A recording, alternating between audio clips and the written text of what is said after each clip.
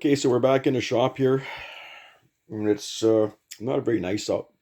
So when it's raining out, you get some projects done. So this is, we're playing with the radio there. I'm gonna go shut this thing off. Anyways, shut this up.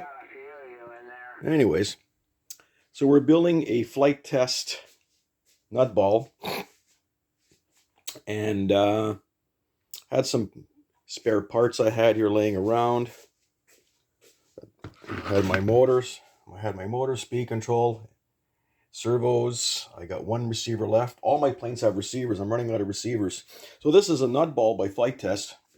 And I'm not going to do too much review on this thing. It's a lot of plans out there and a lot of information how to build it. And as the reason I want to show you guys this is two things. Back in about 1995, I built one of these out of Coroplast. I built two versions. One was 30 inches in diameter, and I had an OS Max 15 glow engine on it with a JR radio. Basically, it was the exact same thing as this, but it had no dihedral on it. The fuselage was basically the same as this thing, but it actually had I had the plans here. I don't know where they are. They're gone.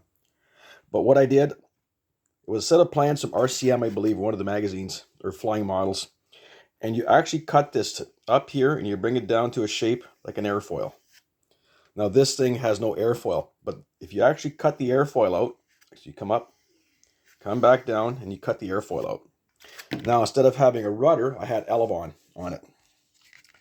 And I don't want to say it flew better than this.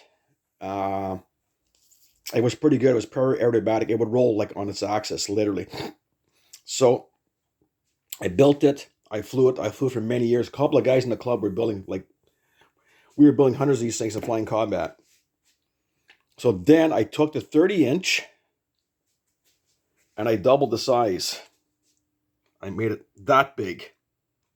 This was an old sign from the store, and it's all Coroplast. I had a JR radio on this. I had a 40 Webra blackhead on it. And it flew absolutely fantastic. The only problem with the Coroplast, I didn't put any bracing in it. So I actually put wires in here to hold it in place. And I flew it for a couple times. And it flew really well, actually, until gave to one of these guys to fly. And down she went. But it was an experiment. So this was actually, this was like 60 inches in diameter. And it flew really well. So, but had no dihedral in it. None whatsoever. But we actually made an airfoil using the fuselage. You can see the motors right there sticking out, and this whole thing had this whole area here had an airfoil. So the only problem with this stuff, you really can't bend it. So what I'm going to do, I'm going to make another one with this, but I'm going to make score lines so I could actually fold this thing and make it with no dihedral on it at all. And I'm going to put Elevon, but like you say, this one did have a rudder at the back. You can see the rudder right there, had a rudder on it. So we're going to make another one of these. And anyways, there you go, Jeremy. When you, on a rainy day, this is what you do. You play with radios, you can play with cardboard. This was actually $1.50 at the buck store, $1.50 at the dollar store. If you could see, I can't see. $1.50. They had one $4. I don't know what the difference was. So we're doing that. Now, another thing I want to show you guys, which is really impressive, a friend of mine I fly with, and just to say, when there's a will, there's a way. When you cut your slots in, and you have to actually bend these, things. So what he did, he took one of these things, and he put two blades on it. I don't know if you can see it here. There's two blades, and that's spacing. There's two, you see the two blades right there. So when you just run this thing down the cardboard, it actually makes you just crack it. I don't know if I could do it here. Let me try here. So I'm going to take this piece. I'm going to run it.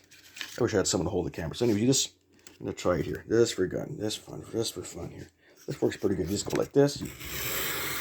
There, I just went like that. I scored it.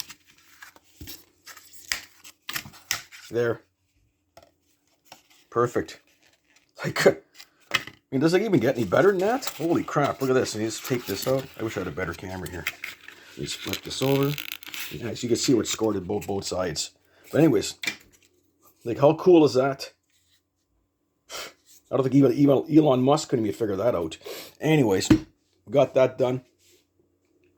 So that's our project for today there, Jeremy. And hopefully I'm going to build him one too.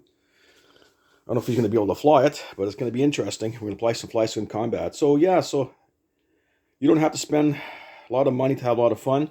But I am going to build another one. I am going to try to build another one. Or I will build another one with no dihedral. I'm actually going to make, like I say, I'm going to make this a little bit thicker. The same width.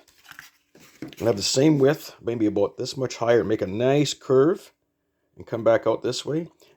And then try it. The only advantage that this one, you have more strength because it's not a very big span. So this is going to, so maybe, yeah, I think it'll be okay. I'm going to try it for fun. If not, I'm going to get some Coroplast. But I like to make one about 30 inches in diameter. And I got one of these motors here. What kind of these? These motors are pretty good. Got this one here. This would work good on it, actually. Yeah, these work pretty good. Yeah. Grand Turbo. I think this Grand Turbo will be pretty good on there. It could be too big on this sucker. Way too big. Anyways, that's our project for today. We're going to work on that. And oh, I forgot to tell you guys this. I did fly. I did fly this thing with the new wing, and it's absolutely amazing. So I was able to do loops and rolls, inverted flight, stall turns. It did quite a bit. It was pretty good. And like I say, I'm only flying on a 2-cell at full power. It's a little bit fast, but at 3/4 power, half power, just floats around. And this is all my adjustments, actually. So if you look at everything's pretty well at neutral. Even the aileron's at neutral, and it flew perfect the way it is. So I'm really happy with this thing too. So like I say, we're going to have some fun here and hopefully get this other one built today. So 73s from one Missouri to Ontario. Catch you guys later, man.